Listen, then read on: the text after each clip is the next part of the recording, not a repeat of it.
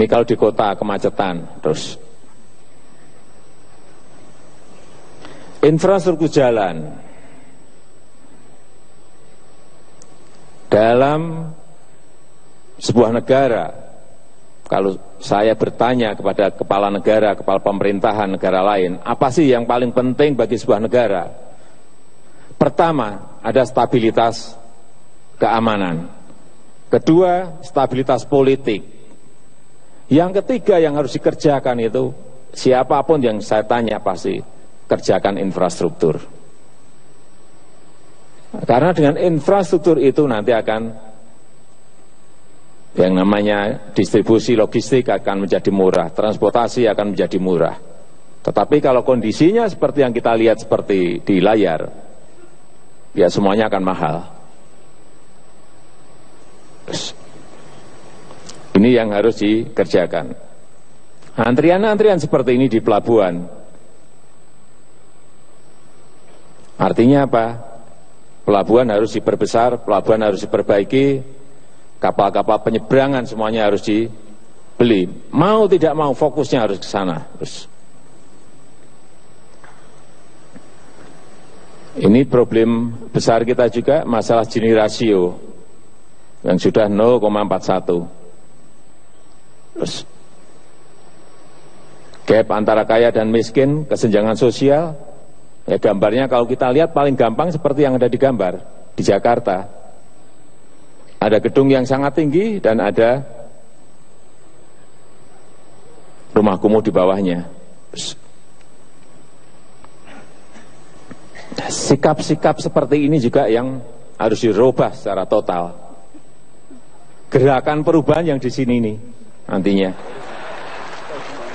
merubah sikap mental kita, merubah karakter-karakter kita yang tidak baik. Ini tidak di Jakarta, tidak di daerah, masih banyak seperti ini.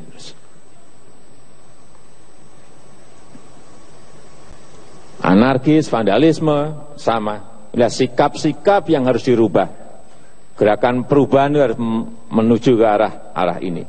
Karena nilai-nilai kesantunan, nilai-nilai budaya kita, nilai-nilai yang penuh dengan keramahan, ini adalah nilai-nilai Indonesia. Bukan nilai-nilai yang melotot-lotot, bukan nilai-nilai yang marah-marah, bukan nilai-nilai yang saling melempar, saling mengejek, saling mencemooh. Itu bukan nilai-nilai Indonesia. Bukan nilai-nilai Indonesia.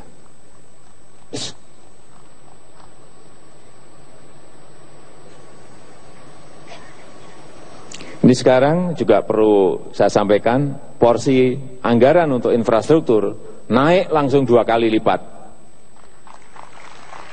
2015 kira-kira 290, kemudian nantinya di 2016 naik 300 lebih sedikit, 313 terus. Tapi masih nunggu persetujuan Dewan yang 313. Kemudian juga transfer ke daerah dan dana desa. Betapa sangat besarnya sekarang ini transfer ke daerah. Sudah melebihi dari anggaran yang ada di pusat. Tahun 2016, nanti kalau Bapak Ibu semuanya jadi gubernur, wali kota, bupati, transfer ke daerah itu sudah 735 triliun. Dana desa kira-kira 47 triliun. Sangat besar sekali, meloncat 2 kali dana desanya. Sebab itu, anggaran-anggaran seperti inilah nanti yang akan menggerakkan desa, akan menggerakkan daerah.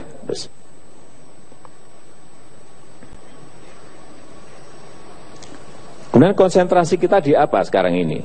Kita akan bangun 49 bendungan dan sudah dimulai semuanya. Misalnya ini contoh di Ragnamo di NTT, kemudian di Krungkerto di Aceh. Kira-kira sudah selesai antara 20-30%. Kita harapkan dalam 3 tahun, 3,5 tahun ini sudah bisa diselesaikan. 49 bendungan. Apa yang terjadi kalau bendungan-bendungan itu nanti jadi? Saya berikan contoh di NTT. Di NTT bagaimanapun kalau tidak ada air, apa yang mau ditanam?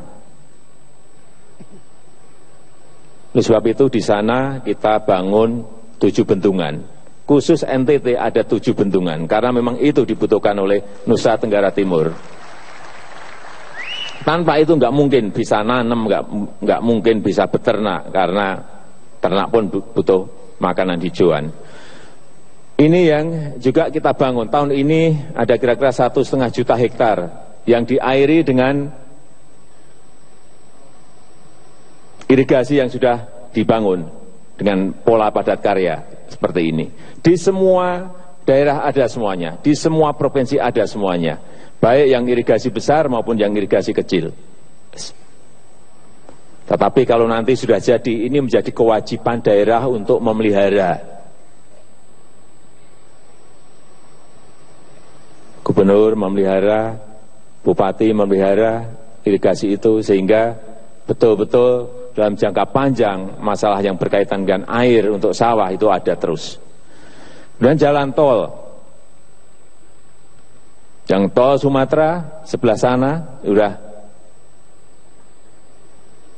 dan yang tol Solongawi Kertosono juga kita harapkan dalam 2 tahun ini selesai. Yang tol Sumatera, Lampung, Palembang paling tidak 3 tahun akan bisa kita selesaikan. Kemudian baru mengarah ke barat, ke Aceh.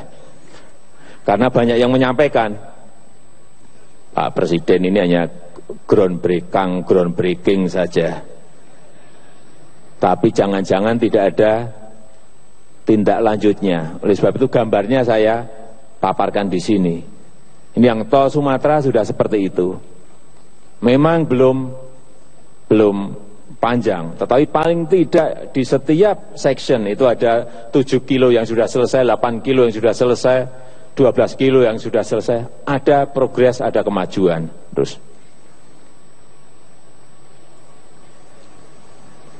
pembangunan listrik juga sudah dimulai di beberapa titik. Karena tanpa listrik, industri tidak akan bergerak.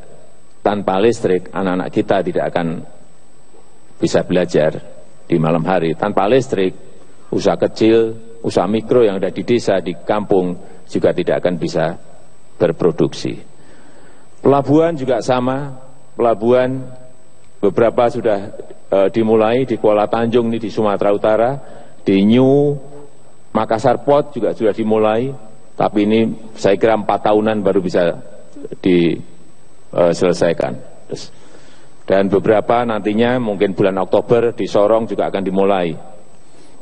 Saya kira kalau hal yang berkaitan dengan nilai-nilai tadi yang kita sampaikan, nilai-nilai gotong royong, nilai-nilai kebersamaan, nilai-nilai persatuan, ini terus kita galang. Saya meyakini bahwa pelambatan ekonomi akan kita bisa kelola dengan baik, dan kita harapkan tahun depan ekonomi kita juga bisa tumbuh lebih baik daripada tahun ini.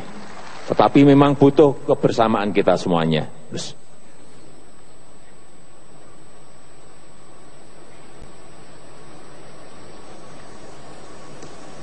Tadi di depan sudah saya sampaikan, yang paling penting ke depan adalah bagaimana kita menumbuhkan lagi nilai-nilai saling menghormati, menumbuhkan lagi nilai-nilai kesantunan kita, menumbuhkan lagi nilai-nilai tata krama kita. Karena dalam sekian tahun ini kita kehilangan nilai-nilai itu. Kalau itu bisa kita tumbuhkan lagi, kebersamaan, saling menghormati, gotong royong, kesopanan, keramahan, dan menjauhkan kita dari nilai-nilai yang sekarang ini menapak mulai kelihatan akan berkembang, saling mengejek, saling mencemooh, saling menghina, tidak ada lagi rasa menghormati. Itulah nanti yang akan membahayakan negara kita yang kita cintai ini. Saya kira itu hal yang bisa saya sampaikan pada kesempatan yang baik ini. Saya meyakini bahwa Bapak Ibu semuanya sudah dipilih dari yang baik-baik dan ketemu yang paling baik.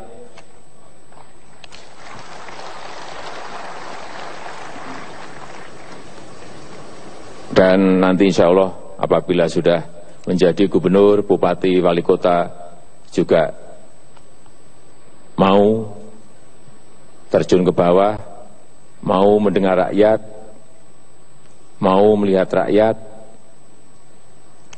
mau mendengarkan keluhannya,